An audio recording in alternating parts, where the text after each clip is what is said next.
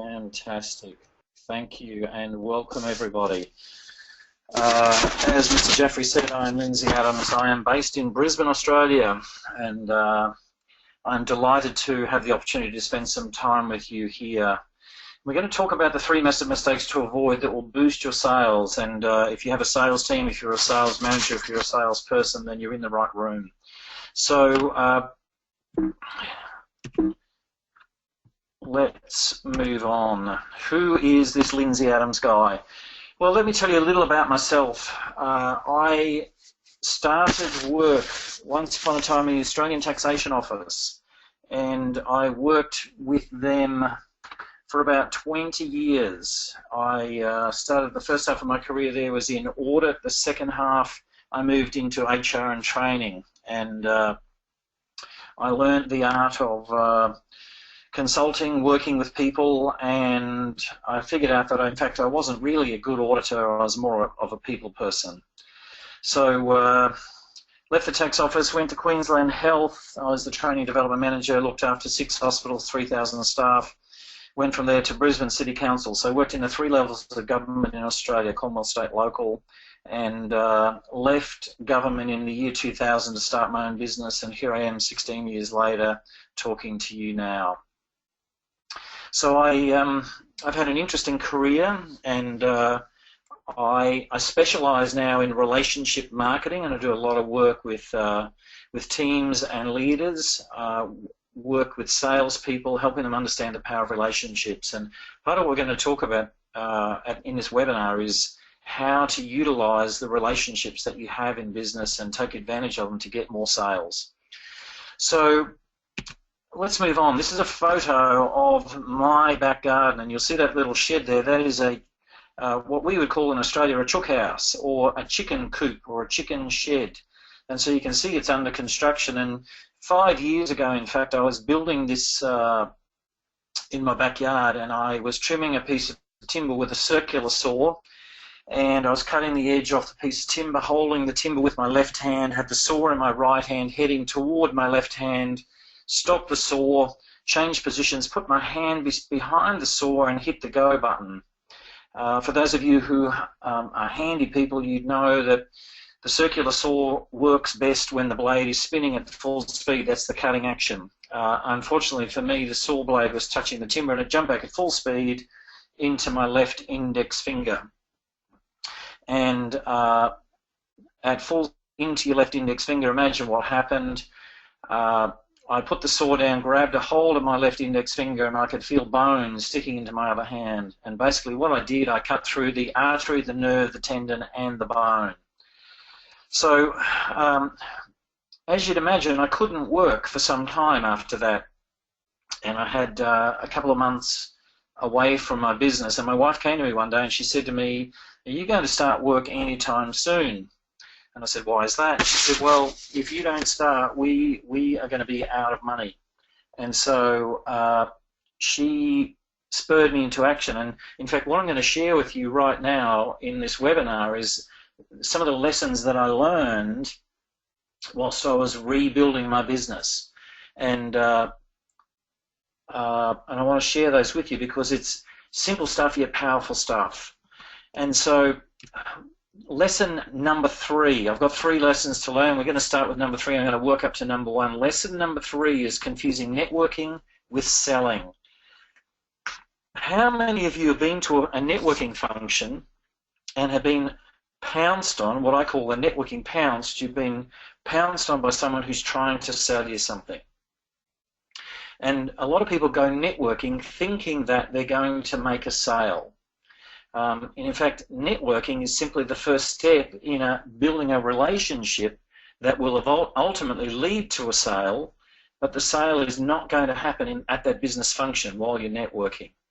I went to a function recently, in fact, and I met a guy, and we were chatting, and he said, you know, tell me a little about what you do. So I told him a little about myself, and I said, now, enough about me, tell me about you. And he went into full-on sales mode. He was a printer. He had his own print shop, and he could print colour brochures, business cards, booklets, you know, you name it, he could print it. And in fact, he gave me the full rundown of everything he could do, and then he started telling me about the specials he had this month, and he said, you know, you do a lot of training, you probably want to print workshop booklets. And I said, yes, as a matter of fact, I print them quite regularly. And he said, great, you know, I can do that for you. He didn't take the time to establish a relationship with me. He simply went into the hard sell mode. And I'd hardly met this guy. I didn't know him from Adam. And so for me, it was not a comfortable or a good experience. And what I learned was that there's a 3-step process. And the first step in that process is visibility. You've got to have visibility with your customers in order to have the ability to tell them what you do. And how do we create visibility? Well, visibility can happen in several ways. We can meet people at networking functions, and if you attend a function regularly, people get to know who you are. You can get visibility by exchanging business cards. You can get visibility by having a website, a sign over the door of your business saying, you know, teamocracy, you know, team building expert. So visibility is the first step in a 3-step process. And it's the critical step. You need to have visibility before you can get into credibility or referability, which are the next 2 steps. So let's have a look at the next step, which is credibility. Now, have a look in the photo there. You'll see surf rescue, and in Australia we have the most beautiful beaches in the world, of course. And if any of you have visited here, you would know that we have on the east coast, in fact on the west coast, we have a lot of surf beaches, and the surf can be quite rough at times. And so we have young men and women who are surf lifesavers who volunteer during the summer months, and they patrol the beaches and help rescue people who get into trouble in the surf. And so it works like this. You're out in the surf. If you get into trouble, you raise your hand, and one of these young men or women will come out to you in the surf and bring you in on one of these rescue boards and take you to safety. And in fact, summer last year in December, I was swimming in the surf with a good friend of mine. He has 2 teenage girls. And we were quite deep in the water. We were about chest deep in the water, so the water's got to be, you know, 5 foot deep. And there was quite a strong undertow, and we could feel that we were being pulled out toward the ocean. And I said to my friend Rob, I said, Rob, I think, you know, we're getting a bit out of our depth here. We should move in. And one of his girls was about 10 feet away, and she waved to her dad, you know, Dad, come and help me. Well, we made our way to his daughter, but at the same time we got there, a surf lifesaver appeared at our shoulder and said, is everything okay? Can I help? And so what these guys do, they have served our community here in Australia for over 100 years, and they have established their credibility. And so credibility is the next critical piece in business. You've got to have visibility, but you've got to have credibility. And if you aren't credible in the marketplace, nobody's going to buy from you. Nobody's going to be interested in what your pitch is. So you've got to establish credibility. Now, okay, well, how do we do that? You can earn credibility, or you can be given credibility. So let's talk about earning credibility. Earning credibility comes from keeping promises. And credibility is based around trust. And again, trust is built by keeping promises. So it works a bit like this. You meet someone at a networking function, and you exchange business cards, and you say, "Oh, I've got I've got some information which would interest you. I'll send it to you." So you send it to them, and you earn a little bit of credibility with them. And then you say, "Hey, why don't we catch up for coffee? I'll meet you at 10 o'clock next Tuesday." And you're there at 10 o'clock next Tuesday, so you earn a little bit more credibility. And so you can see credibility is earned by simple, small acts, and they build and build and build until your credibility builds with it. Now, you can earn credibility, and let's say you might do a small piece of business with somebody, and you deliver a quality product or service, you build on your credibility again, so you earn more credibility. So you can earn it, or you can be given it. So how can you be given credibility? Well, it works a bit like this. someone contacts me and says, Lindsay, you know, you're well connected around town, you know lots of people. I'm looking for someone who can help me supply some printer cartridges. And I say, there's a printer cartridge guy in my local Chamber of Commerce, and he's a fabulous guy. I buy all my printer cartridges from him. I strongly recommend him. You should buy your printer cartridges from this guy. So now my friend who trusts me, and I have credibility with my friend, goes and buys printer cartridges from this guy. So I've just given my credibility to the printer cartridge sales guy. Now, what could go wrong here? Well, if the printer cartridge guy doesn't do a good job, doesn't supply the cartridges break down, or you know, they're faulty in some way, what could happen is his credibility suffers because he does a poor job. But not only that, my credibility suffers at the same time.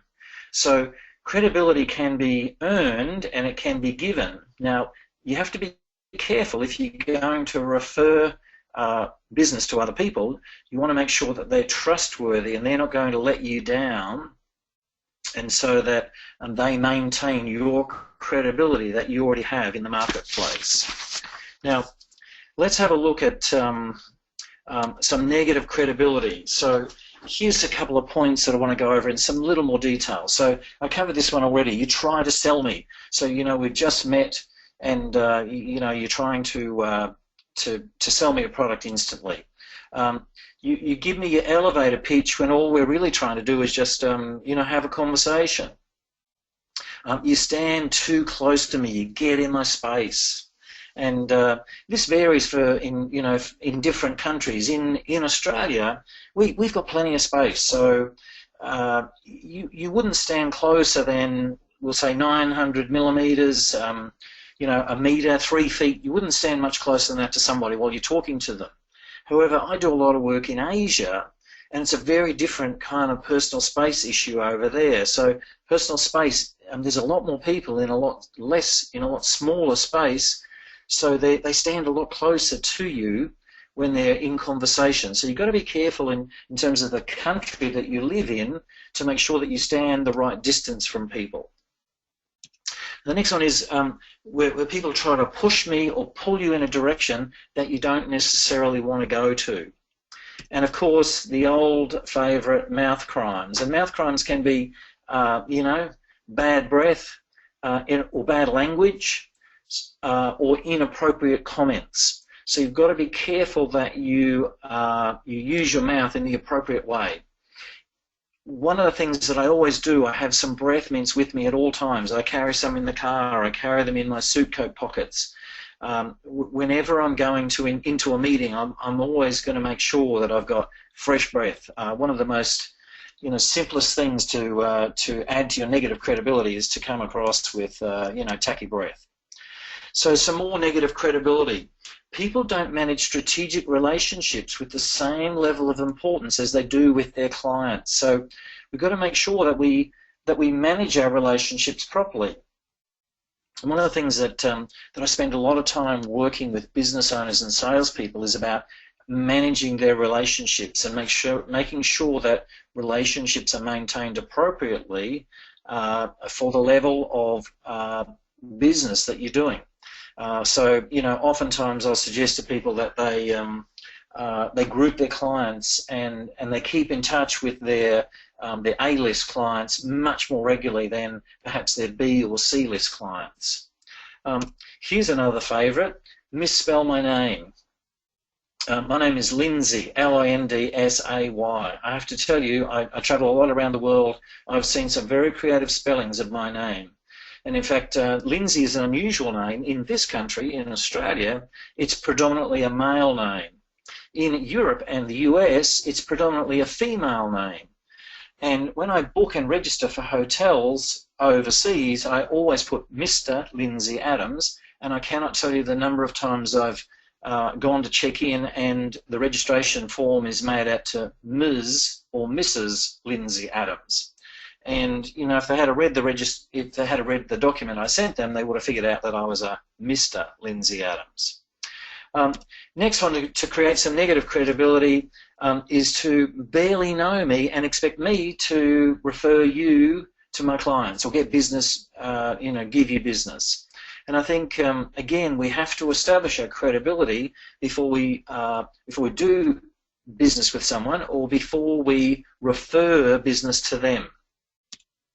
Another way to create negative credibility is to complain about other people. A real no-no in business. If I'm ever meeting a prospect or a client and they tell me that they're talking to other people, I'll often ask who it is. Sometimes they'll tell me, sometimes they won't.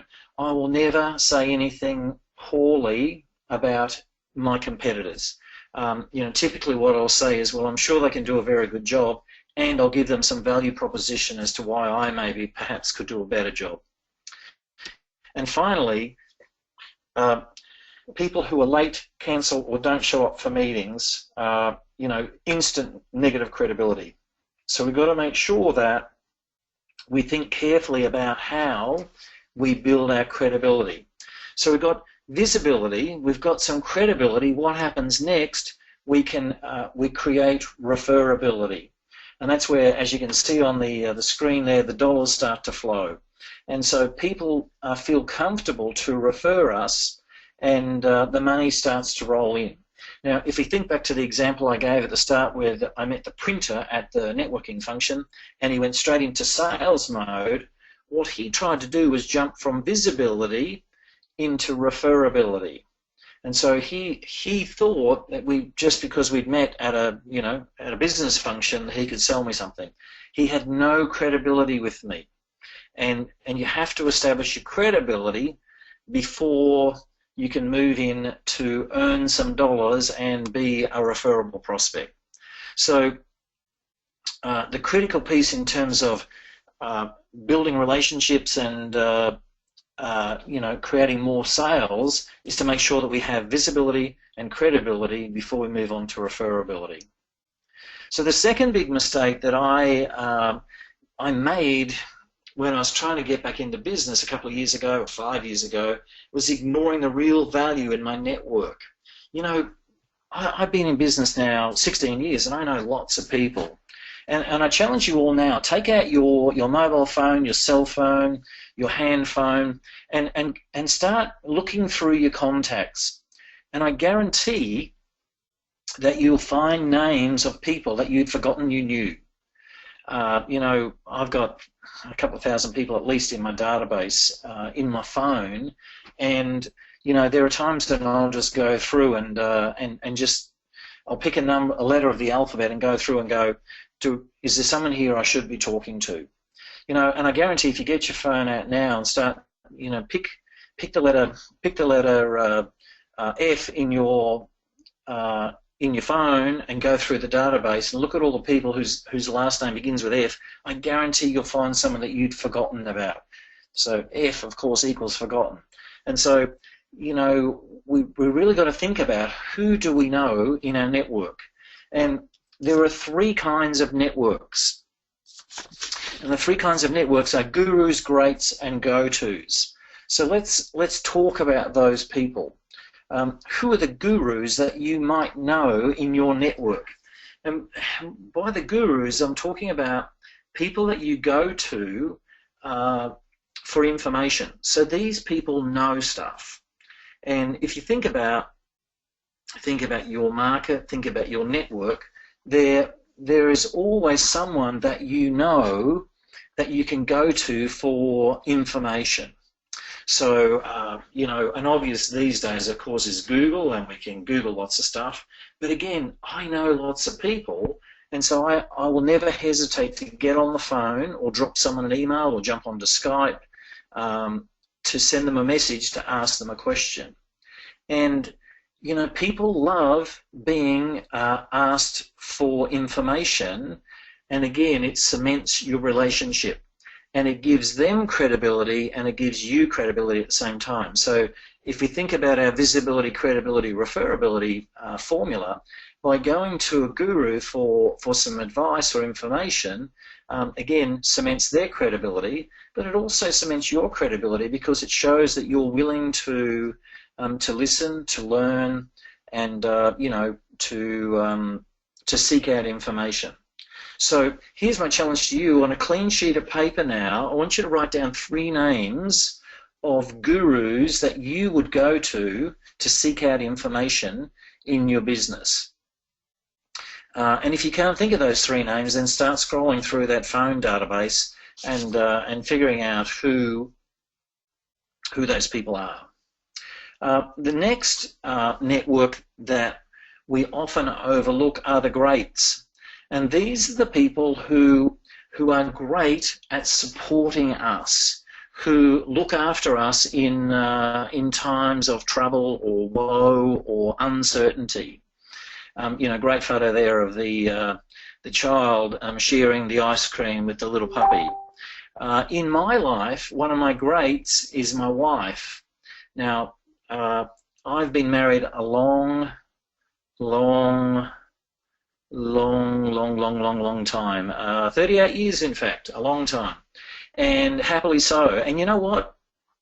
It's hard work at times being married, and being happily married too, I might add, to someone for such a time. And yet, my wife is one of the greats in my life. She's great to go to for support when times get tough. Now, in my business, we actually work together, and we've worked in the business now for the last 14 years together, and it's a great combination. Now, she's not the only great in my business, though. I have a few select friends in my home country, and I also have some very dear friends who live overseas. So, for example, I have a very good friend, a good mate who lives in the Netherlands, in Europe, in the Northern Hemisphere.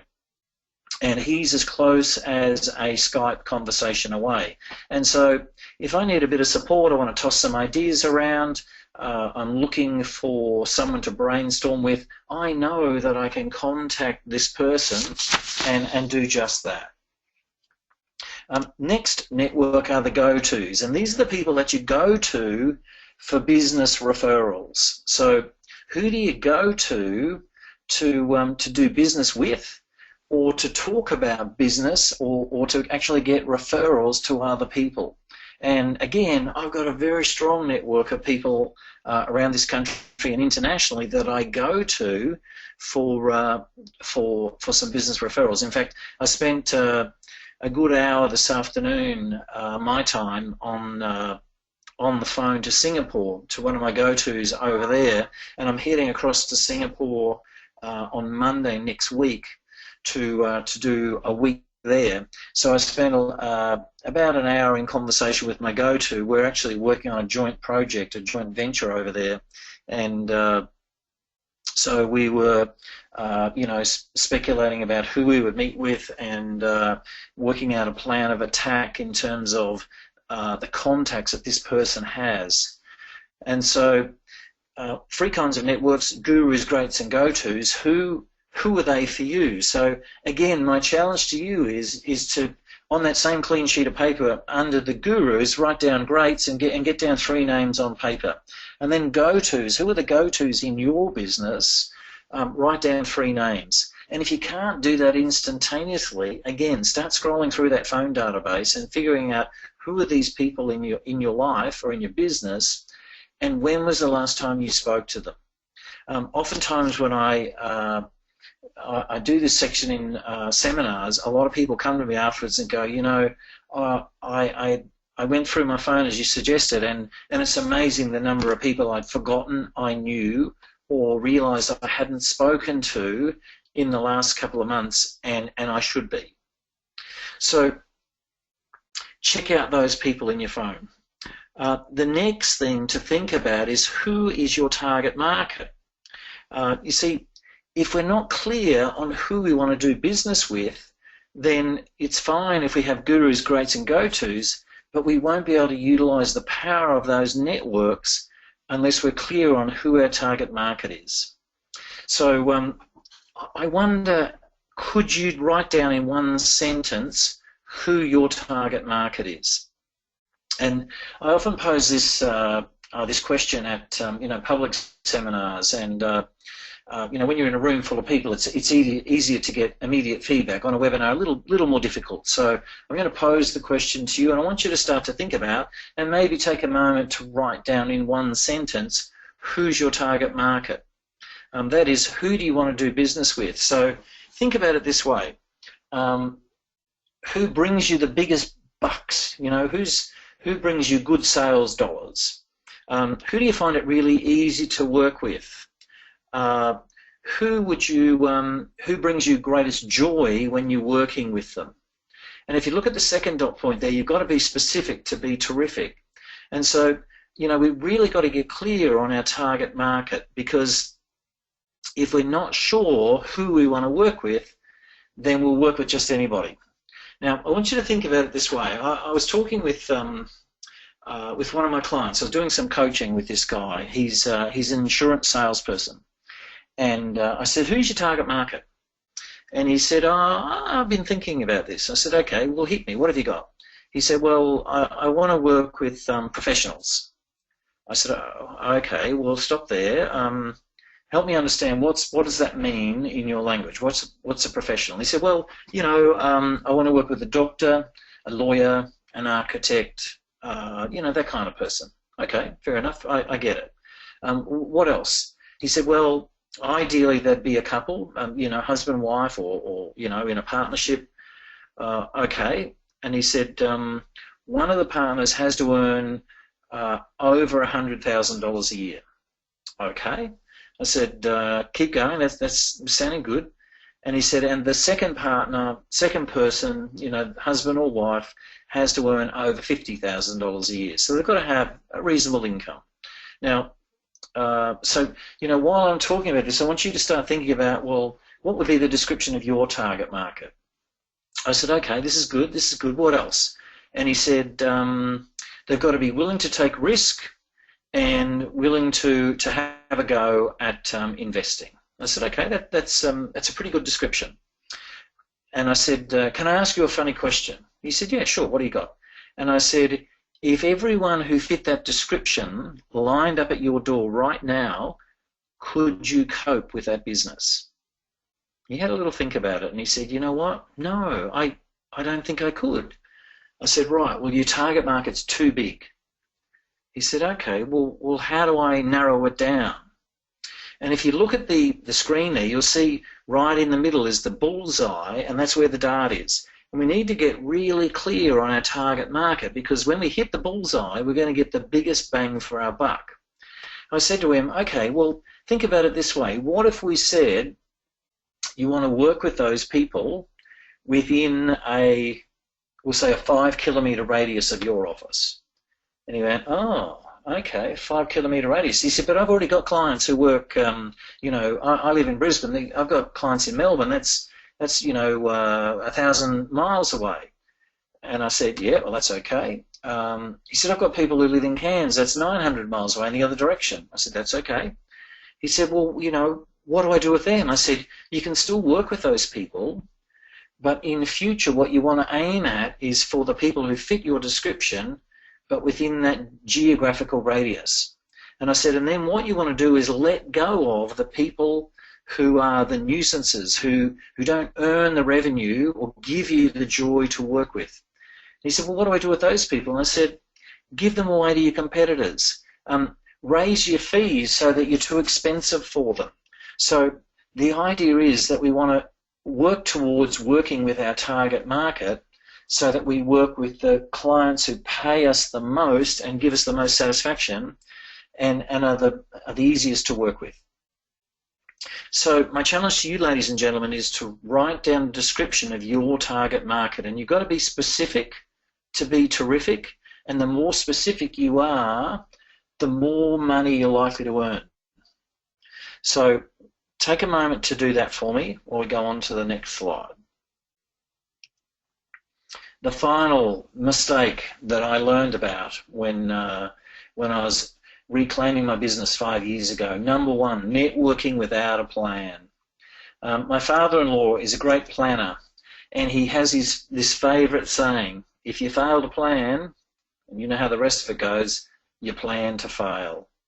So I want you to think about how much business do you want? And how much effort are you willing to put in to get that business? And what's your plan in order to lasso that business? You see, so many people don't have a referral or a relationship marketing plan. They haven't thought about who do they know in business and who can they go to. Who do they go to for help and advice? Who do they go to for support, or who do they go to get referrals? And so again, we go back to the three kinds of networks. And so we've got to have a plan about who we're dealing with. Now, here's where it gets interesting. When we identify these people, we've got to make sure that we have a relationship with them. And I want to take a little segue and think about this relationship piece for a moment, because this is another important piece. Who's familiar with the golden rule? Can anyone tell me what the golden rule is? Well, let me tell you. The golden rule is, do unto others as you would have them do unto you. Okay, we're all familiar with that one. You know, let's think about an example. Golden rule, golden rule. I liked, let's say, one of my favourite business associates refers a piece of business to me, and I earn a fat fee, a $50,000 contract, and so I want to give them a little gift to say thank you. Now, I'll apply the golden rule. I like diamond-studded letter openers, and so I give them a gift of a diamond-studded letter opener. Problem is, they don't like letter openers. In fact, nobody writes letters to them anymore, so that letter opener is pretty much useless to them.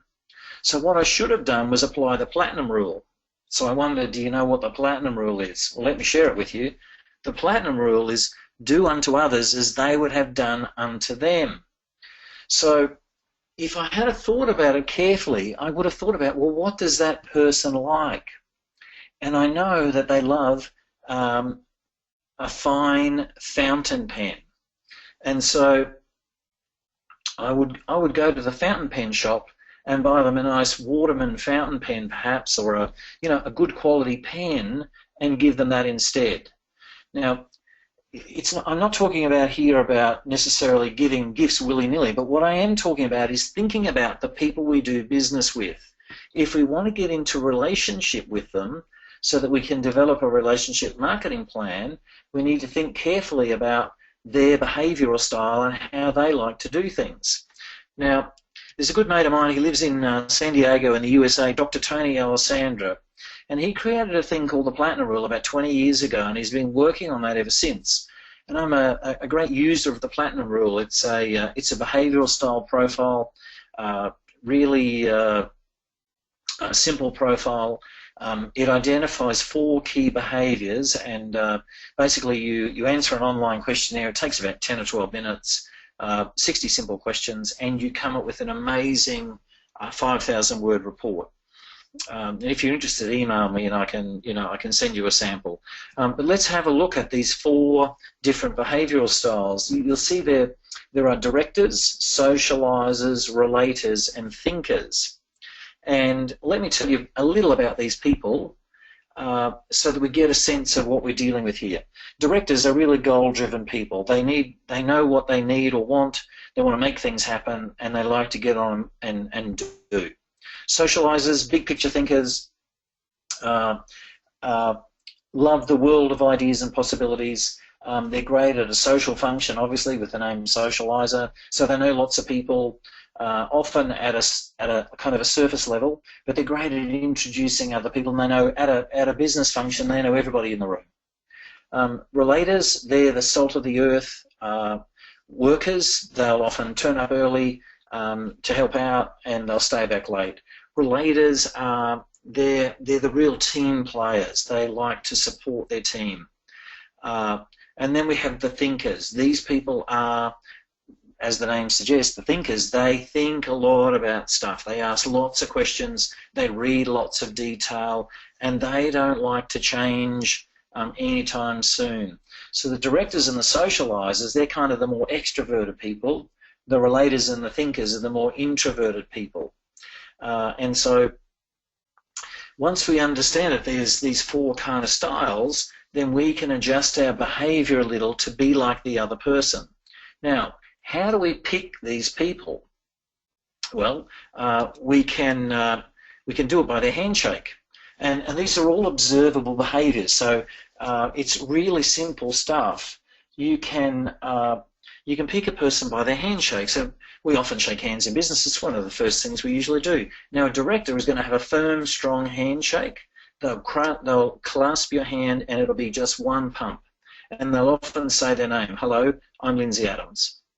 Then we move to the socializer, and they do what I call the double pump or the triple pump or the quadruple pump. So they're going to hold your hand, and they'll say hello, and the hand is going to go up and down, up and down. And so they're really easy to pick.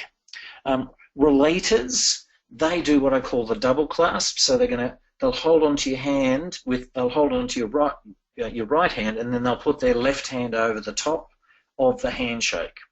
And then the thinkers, when they clasp your hand, it's going to be very brief and fleeting because they don't really want to make contact with you. And so, again, we just get a quick sense of the handshake, and we can pick where these people fit. If we go on the next thing, some other ideas of how do we pick these people. If we look on the bottom right, the directors are going to wear a chunky watch. So men or women are going to be well dressed in a very nicely made tailored suit with lots of bling or chunky jewellery.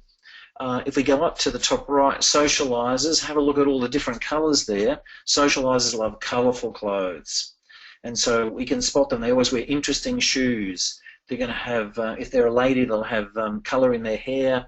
They'll have interesting glasses, colourful glasses, unusual glasses. We go top left, we look at the relators, have a look at the clothes. They're going to be pastel, beige, fairly conservative. And then we go down to the bottom to the thinkers, and they might have a quality shirt. You see their Polo Ralph Lauren shirt, but look at the collar. It's all frayed, it's dirty. Thinkers don't like to shop, and so they really stand out.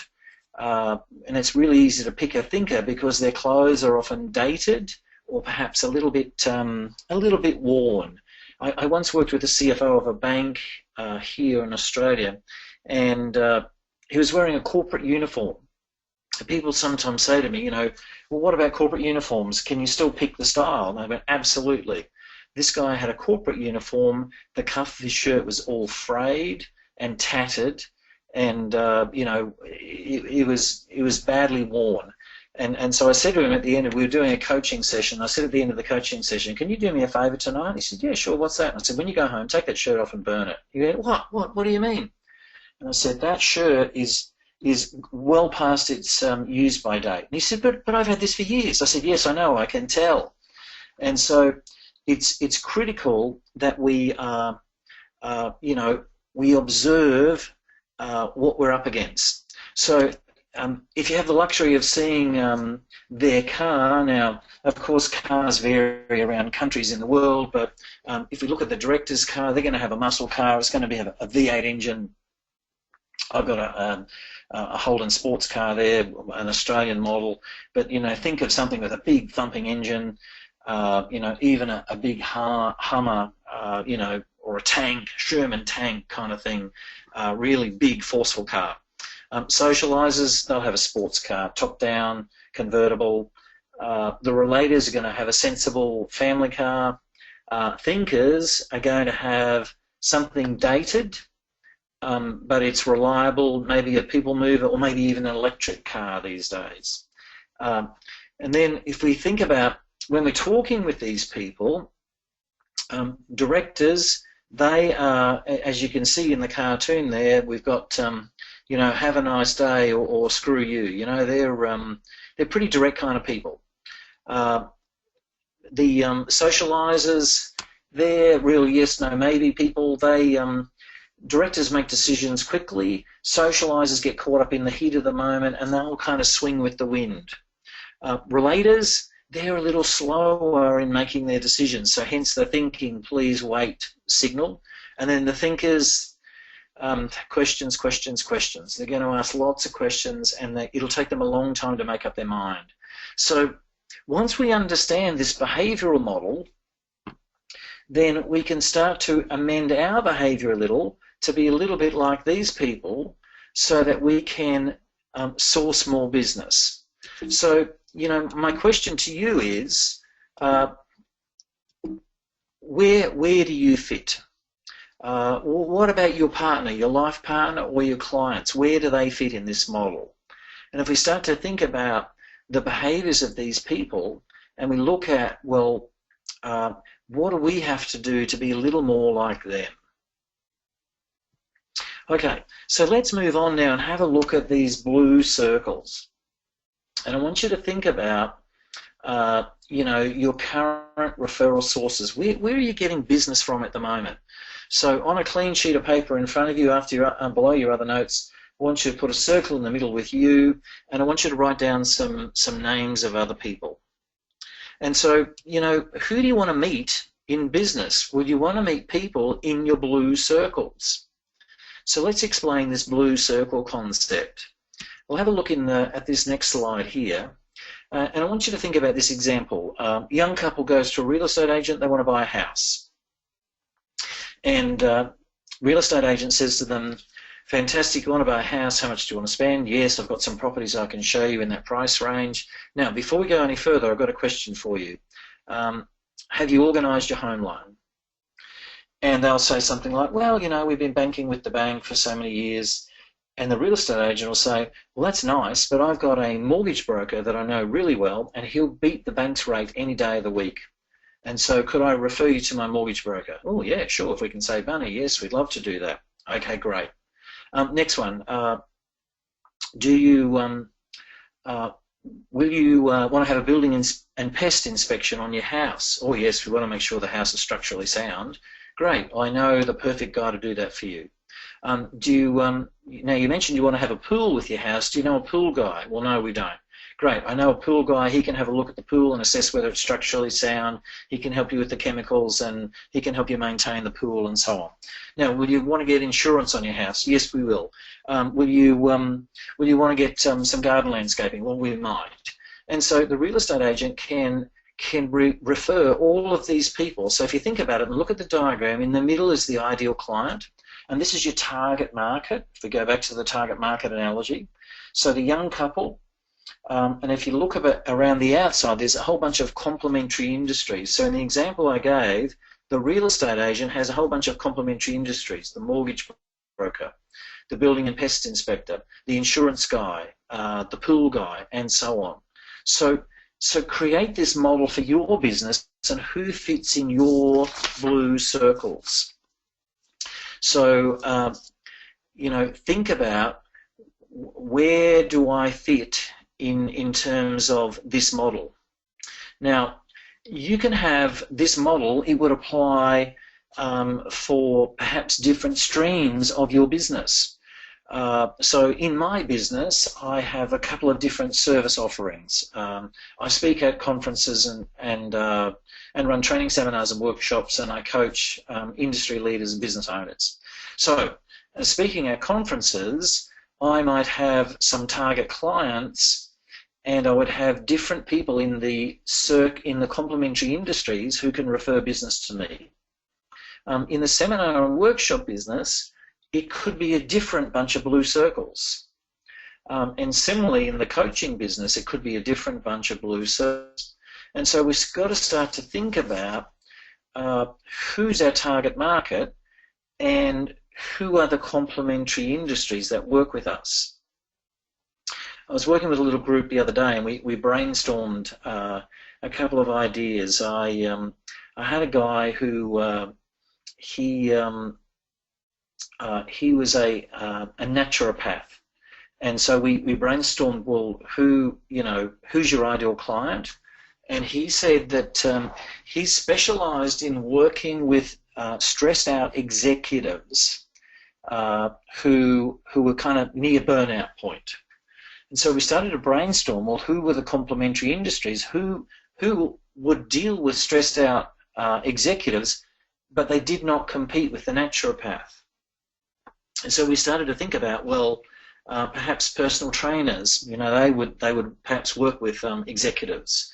We looked at insurance salespeople. We looked at real estate people.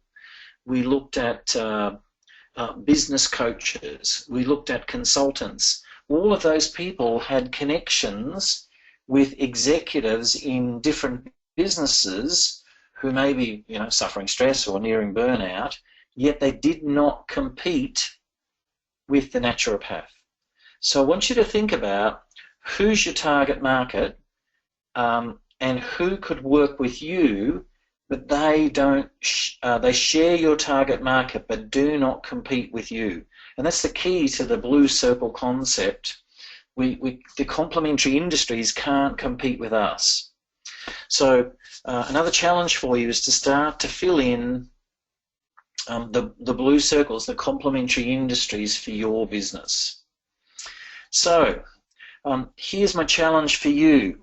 Do you have a written referral marketing plan? Have you thought about the relationships that you have in business and who you're going to work with to build and grow your business? You see, once we think about these complementary industries, if we go back to the blue circles for a minute, we've got to train these people on how to bring business to us. Just because we share the same target market doesn't mean that they're automatically going to want to bring clients to us. So we might have to sit down with them and teach them about what we do in our business so that they bring the right people.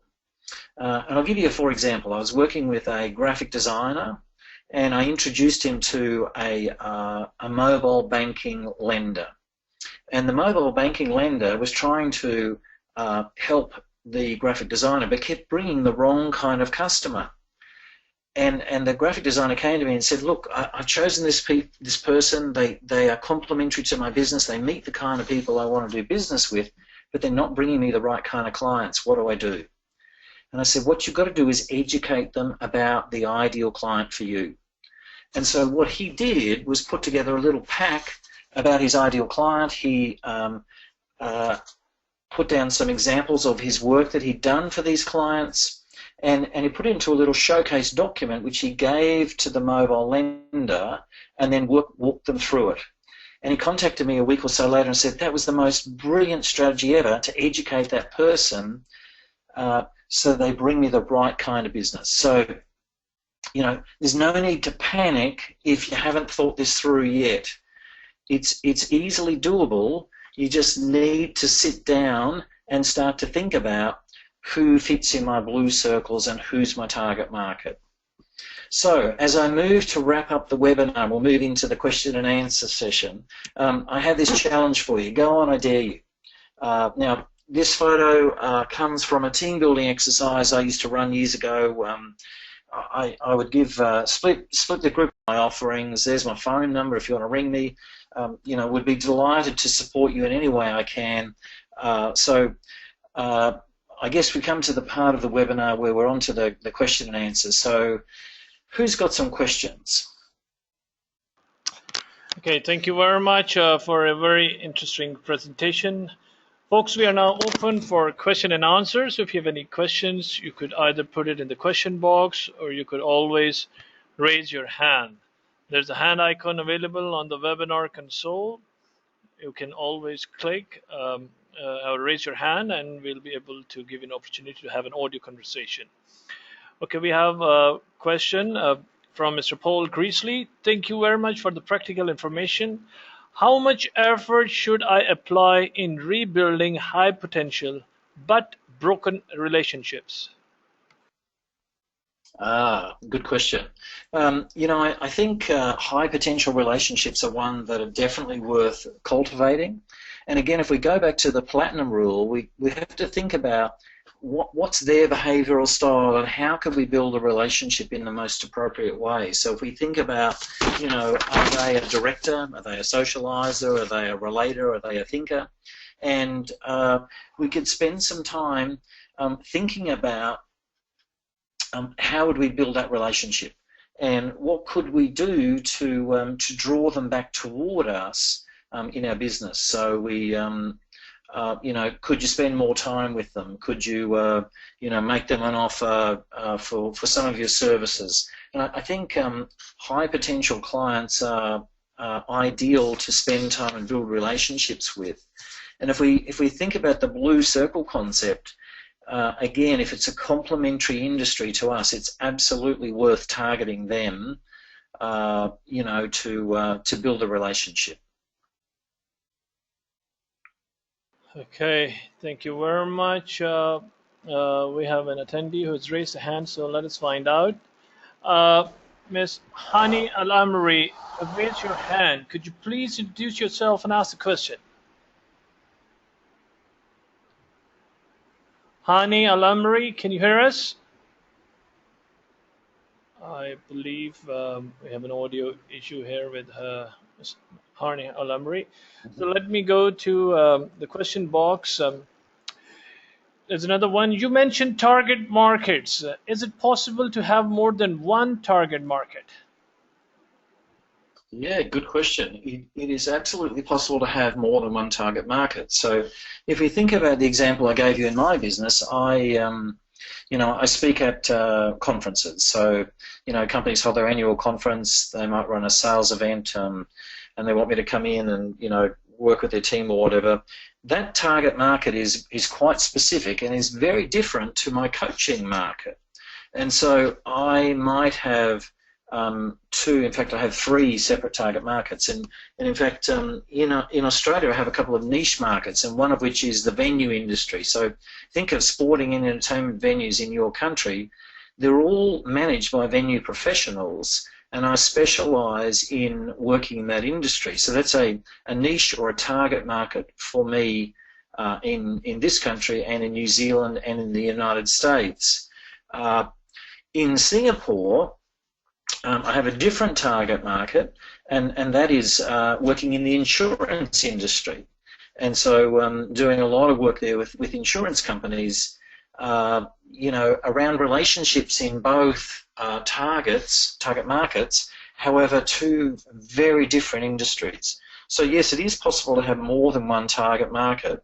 The only caveat I would put on that is that you can't have too many. So 2 or 3, target markets is probably enough. So the clearer you are, again, on your target market, the better the return on your time and your dollar investment in your business. So I hope that makes sense. Okay, Back to you, Mr. Jeffrey. Thank you very much, Mr. Adams. Another one, the referral market, or having an online affiliate partners. How should we equip them with the required skills to sell our products and services to deliver results? Is it by assembling them under one roof for training, or pay attention to them one by one? Yeah, well, there's a good question. And I guess it comes down to accessibility. Training, I think, is a key essential, particularly, in that situation. If you have the ability to get them into one room and train them, that's certainly, an economical way to do it. I tend to find that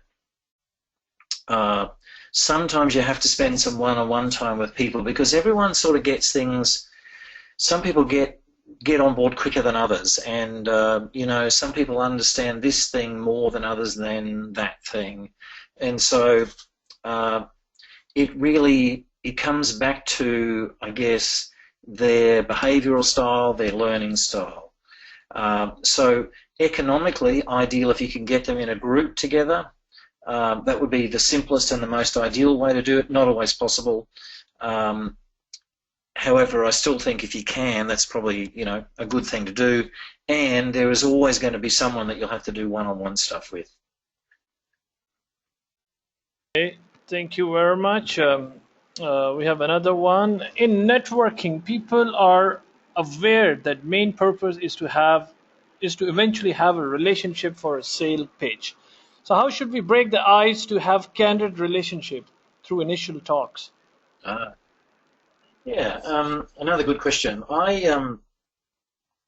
I hardly agree. When we go to a business networking function, we're all there, the ultimate goal is to sell something, to make business. But as I said earlier in the webinar, you can't do that at the first instance. So here's what I do. When I'm talking to someone, I am thinking, as I'm talking to them, is this someone I could do business with? And if it isn't, then I'm going to keep the conversation short and move on and talk to someone else. So the next part of my thinking behind the conversation is this someone, if I can't do business with them, is this someone who someone in my blue circles could do business with? So could I refer one of my complementary industries to do business with this person? And if the answer is still no, then I'll move away. Now, we all know that we want to do business sooner or later. So if I find someone I think I can do business with, here's how the conversation would run. It goes something like this. Well, look, it's very interesting to meet with you, and you're doing some amazing stuff, and I've done a lot of work in your industry, and I think we could help each other. How about we meet next week or the week after and have a cup of coffee, or perhaps you might come to my office, and we could talk about how we can help each other in business. And so what I do is I make a time to meet with them in a week or so, and I make it quite clear that we're going to help each other. Now, what does help each other mean? Well, what it means is that I'm going to try and find a way to help them, and they're going to help me by buying my product or service. So by saying I believe we can help each other, it implies a two-way street. Now, in every case, I want to try and help them in some way. So I'm going to think of other people that I could refer to them to buy their product, perhaps, or I'm going to think of some information that I could give them, perhaps a business article, a website to go to, a book, something that I could help them. So I strongly believe in serving them as much as they're going to serve me by purchasing my product or service. So yes, we do want to make a sale, and yes, we have to spend the time to build that visibility and build that credibility before we're going to get to the referability to the sales stage. So that's my process, and you might find that would work for you in your business. Well, thank you very much, and that really brings us towards the end of the webinar. Any concluding remarks that you would like to give, Mr. Adams, before we dismiss that? Look, I think, ladies and gentlemen, it comes back to thinking very carefully about the relationships that we have in business. Again, as I said, just to recap on the webinar, we often confuse networking with selling. We overlook the people that we know in business. We all know lots of people. In fact, social scientists tell us that we know at least a minimum of 250 people. That is, at a reasonable depth. And I think the biggest mistake that a lot of people make is not having a plan in terms of how they're going to execute doing business using the relationships that they already have. So, keep that in the back of your mind, ladies and gentlemen, as you go back to your business and start to work on those relationships so that you can turn the relationship into a sale. So I hope that you've got something useful from the webinar. Again, my contact details are on the screen. Please feel free to drop me an email, and we'd be happy to support you in any way I can. Thanks, Mr. Jeffrey. Well, thank you very much, and I really want to thank you on behalf of the Madinah Institute for Leadership and Entrepreneurship for this valuable information that you shared via live webinar. So thank you very much, Mr. Lindsay Adams. And thank you all of those who participated in this webinar. We are recording it. Please stay tuned to webinar.mile.org to learn about our programs, our upcoming webinars. I've already broadcasted our upcoming programs with Mr. Jim Cozay on 27 September, and then also about our flagship program for advanced leadership and management. So please visit the links and let us know if you're interested, or you can sign up for an early bird discounts also. With that note, I would like to end and conclude this session. So you all